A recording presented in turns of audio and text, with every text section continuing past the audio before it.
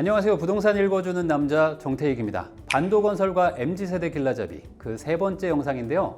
연말정산 시즌만 되면 머리가 아프다 하시는 분들 많으시죠? 오늘은 그 시기마다 돌아오는 절세 찬스를 제대로 활용할 수 있도록 부동산 관련 공제 꿀팁들을 전해드리겠습니다. 연말정산 시즌만 되면 매년 복잡하고 어렵게 느껴지는데요. 하지만 놓치면 환급 못 받는 돈 생각보다 많습니다. 특히 많은 분들이 놓치기 쉬운 항목 중에 하나가 바로 부동산 관련 공제인데요. 오늘은 연말정산할 때 챙겨야 할 부동산 공제 항목을 정리해 보겠습니다. 비슷해 보이지만 세액공제와 소득공제 사이에도 의외로 큰 차이가 있는데요. 함께 살펴보시죠. 연말정산은 말 그대로 한 해 동안 낸 세금에 대한 정산인데요. 회사 구내식당에서 한 달치 식대를 먼저 계산했는데 실제로는 며칠은 외근으로 안 먹은 날이 있다.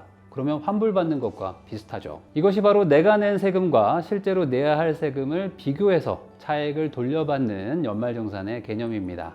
여기서 핵심은 공제인데요. 공제는 세금을 줄이는 방식에 따라 크게 두 가지로 나뉩니다. 첫 번째, 소득공제는 세금을 매기는 기준금액, 과세표준 자체를 줄여주는 겁니다. 예를 들어 소득공제를 통해서 세금 부과 기준이 4천만 원에서 3,700만 원으로 줄어들면 이 낮아진 기준에 맞춰서 세금이 계산되는 거죠. 반면 세액공제는 과세표준으로 세금이 이미 계산된 후에 그 세금에서 일정 금액을 깎아주는 겁니다. 이 공제들은요, 적용 방식과 절세 효과가 다르기 때문에 본인의 소득 수준, 주거 형태, 세대 구성에 따라서 나에게 유리한 공제를 선택하는 것이 중요합니다.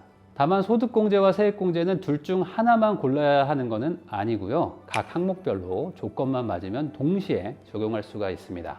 예를 들어 청약저축소득공제와 월세 세액공제를 동시에 챙길 수 있다는 거죠. 오늘은 특히 부동산과 관련된 이 두 가지 공제 항목을 중심으로 살펴보겠습니다.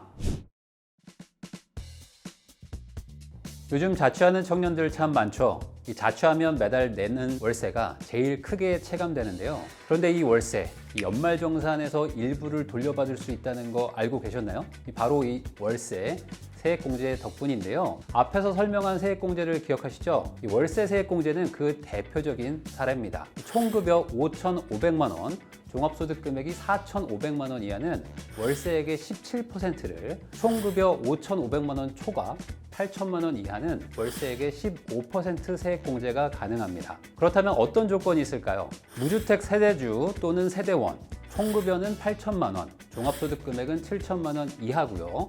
임대차 계약서와 전입신고 확인, 계좌이체 등 증빙 가능한 방법으로 월세를 납부하시면 됩니다. 공제 대상 주택은 국민주택 규모 8호제곱미터 또는 기준시가 4억 원 이하의 주택이고요. 주거용 오피스텔과 고시원도 포함됩니다. 이 조건에 해당한다면 누구든 신청할 수 있고요. 예를 들어 월 50만 원씩 1년간 월세를 냈다면 총 600만 원, 여기에 최대 15% 공제를 적용하면요 90만 원까지 돌려받을 수가 있습니다. 공제 대상 한도가 연 1,000만 원으로 늘어났기 때문에 낸 월세 600만 원은 전액 인정돼서 깎이는 금액 없이 모두 공제받을 수 있다는 점을 기억하시면 좋겠습니다. 또 기존에는 월세 사는 부부의 경우는요, 이 세대주 1인만 공제가 허용되었지만 2025년부터 부부 합산 한도 1,000만 원 하에서 근무 목적 등으로 주거를 달리하면요 각각 세액공제를 받을 수 있게 확대됐습니다. 이 신청은 보통 회사에서 연말정산 간소화 서비스로 제출하면 되는데요. 직접 홈택스를 통해서 진행할 수도 있습니다. 홈택스 접속 후 공동 간편인증서로 로그인을 합니다. 상단 메뉴에서 나의 홈택스에 들어가서 나의 소득, 연말정산 클릭하고 연말정산 소득, 세액공제 자료 조회를 선택합니다. 이후 나오는 연말정산 간소화를 클릭하면요. 주택자금, 월세액을 클릭할 수 있고요. 월세액 자료가 조회됩니다. 집주인이 확정일자가 있는 임대차 계약서를 등록해둔 경우에는요. 자동으로 뜨고요. 체크하고 자료 제출을 클릭하면 회사로 바로 전송됩니다. 꼭 자동 반영만 믿지 마시고요. 누락된 항목이 없는지 꼼꼼히 확인하는 것이 중요합니다. 매달 빠져나가는 월세 그냥 넘기지 마시고요. 조건만 맞는다면 세금을 돌려받을 수 있는 절호의 기회니까요. 꼭 챙기시면 좋겠습니다. 그리고 여러분, 혹시 주택 청약 넣고 계신가요? 이 주거 준비도 되지만 사실 절세도 되는 일석이조 상품이라는 거 알고 계셨는지 모르겠습니다. 앞에서 소득공제 기억하시죠? 과세 표준을 낮춰서 세금을 줄이는 방식이었는데요. 주택마련저축 중에서도 소득공제를 받을 수 있는 것은 주택청약종합저축이 대표적인 상품입니다. 과거에 가입한 청약저축이나 청년 우대형 청약통장도 여기에 포함되긴 하지만요. 민영주택 청약을 할 수 있는 청약예금이나 청약부금은 소득공제가 적용되지 않습니다. 적용 조건은 다음과 같습니다. 주택청약종합저축의 경우에는요, 적용 조건이 과세기간 종료일 12월 31일이죠. 기준 총급여가 7천만 원 이하이고요. 가입기간은 1년 이상이면 가능합니다. 여기서 중요한 변화가 하나 있는데요. 2025년 1월 1일 이후 납입분부터는 과세연도 중에 주택을 소유하지 않은 세대의 세대주 및 배우자가 공제 대상이 된다는 점입니다. 다만 세대주가 공제를 받지 않는 경우에만 배우자가 공제를 받을 수 있습니다.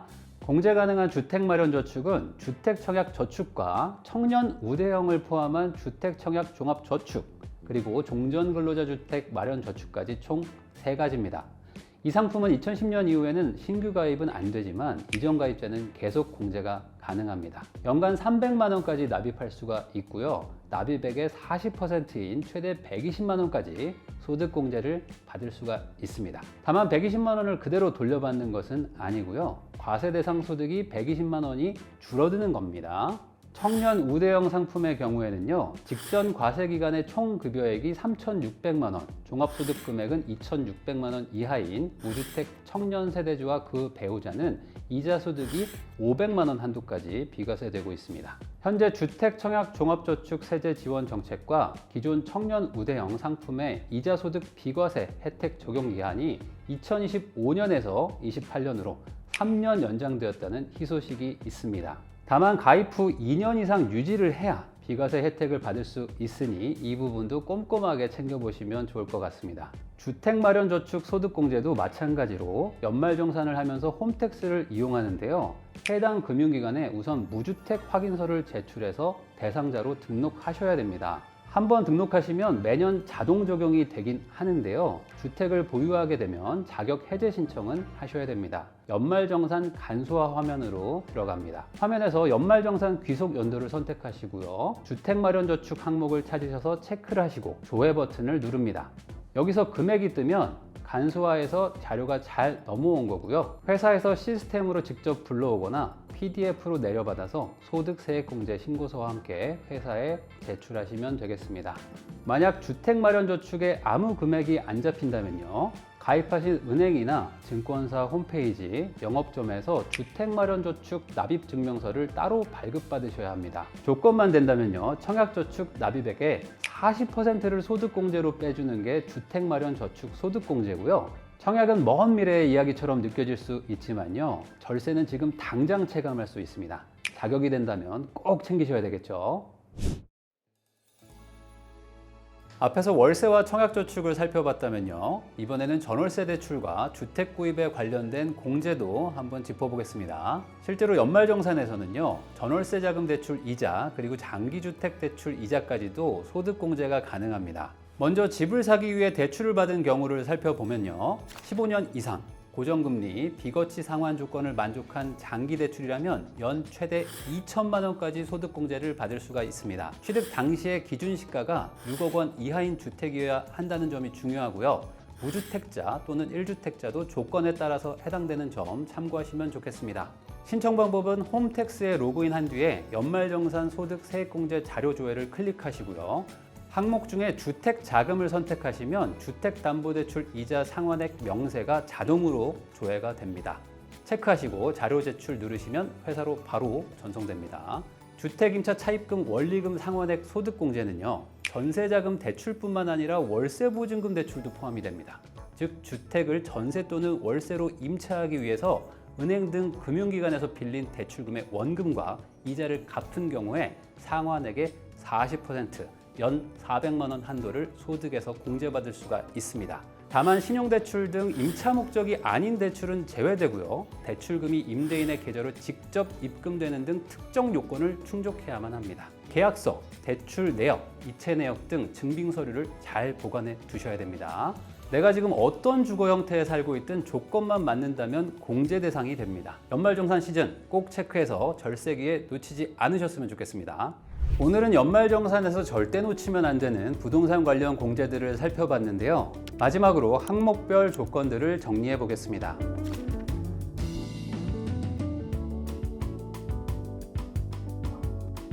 매달 빠져나가는 월세, 그리고 내가 들고 있는 청약저축, 혹은 우리 집 기반이 되는 전월세 대출과 장기주택 저당 차입금도 세금을 줄일 수 있는 아주 강력한 수단이 될 수 있습니다. 단순히 돈을 아끼는 걸 넘어서 내 삶을 계획하는 힘이 바로 절세입니다. 오늘 영상이 도움이 되셨다면 좋아요와 구독 부탁드리고요. 연말정산으로 머리 아파하는 직장인 분들에게도 꼭 한번 공유 부탁드립니다. 유보라TV는 앞으로도 여러분의 주거 생활에 한 걸음 더 다가선 콘텐츠로 찾아뵙겠습니다. 감사합니다.